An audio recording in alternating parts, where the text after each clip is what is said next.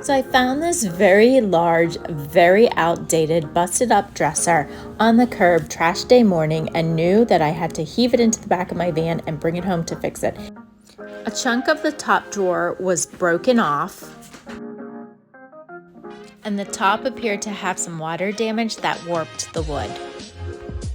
So I'm using this Bondo All Purpose Putty to make a mold and replace the missing chunk of wood on this drawer front. And what I did was I used some painter's tape to kind of replicate the dimension of the top drawer and filled that in with Bondo.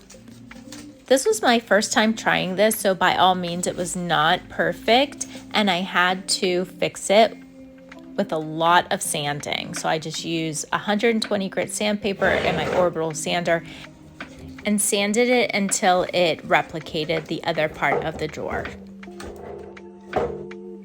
And here it is after it was sanded. Not perfect, but a really close match. Next, I worked on sanding the finish off the drawer fronts, just using my Orbital sander attached to my shop vac, 120 grit sandpaper to get that finish off.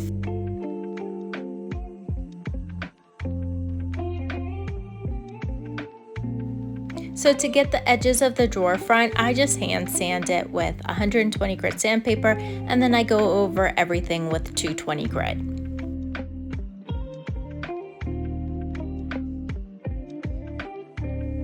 And I clean up all of the sanding dust with my shop vac. Next, I go in with some wood filler and just fill in any scratches and dings that I find. And then once that's all dry, I'll sand it smooth. I'm sanding the body of the dresser now, and I'm tackling that top, that water damaged top. I just sanded it until it was a nice smooth surface. It took a lot of sanding, and again, 120 grit sandpaper, and then I went over it with 220 grit.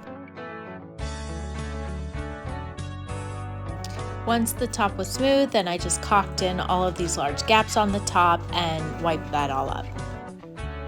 And now I can go in with some primer. So I'm using this Zinsser Bin 123 water-based primer, and I'm applying it with these 3/4 inch nap microfiber rollers.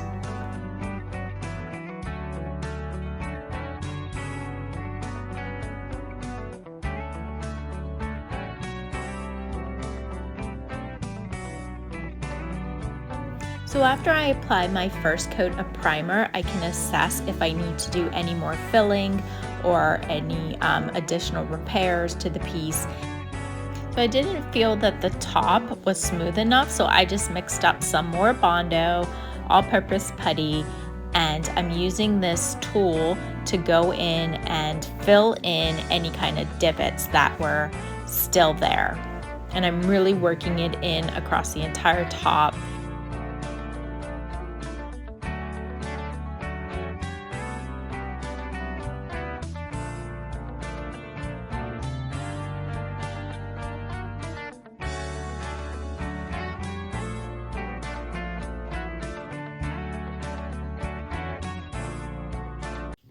Okay, so once the Bondo was all dry, I went in with my Orbital sander and sanded it smooth, and then did a second coat of primer all over the entire piece. And here I am with 400 grit sandpaper going over the primer. I'm trying to knock off any roller marks, any bumps or debris that might have got caught into the primer as it was drying. I want it to get a smooth surface as possible before I apply my first coat of paint. So to pick up any of the sanding debris, I am using these tack cloths, and I buy a multi-pack of these off of Amazon for a few dollars. I really like using tack cloths. I just feel that it picks up a lot of that fine dust that like a microfiber cloth or my vacuum leaves behind. All right, so now we can get to the good part, painting. And I'm using Farmhouse paint in the color Weathered Stone. And I'm rolling on the paint with a 3/8 inch nap microfiber roller. And this is my first time using this paint brand. So far, I'm really loving how this paint rolls on. It's just rolling on so smooth, and the coverage on the first coat is pretty impressive.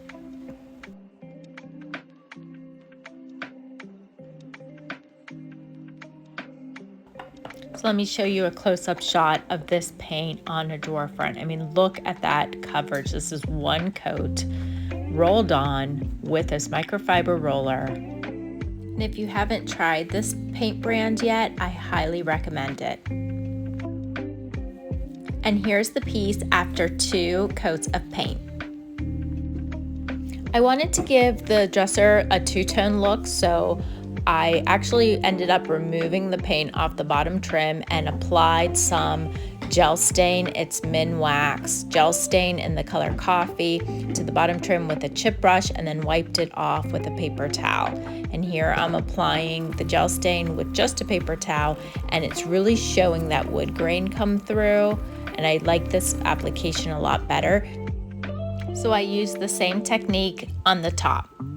So after applying 2 layers of gel stain onto this piece, we are ready to see the final result. And here it is. Remember how we were missing that top part of the drawer? And now you wouldn't even know that it was missing.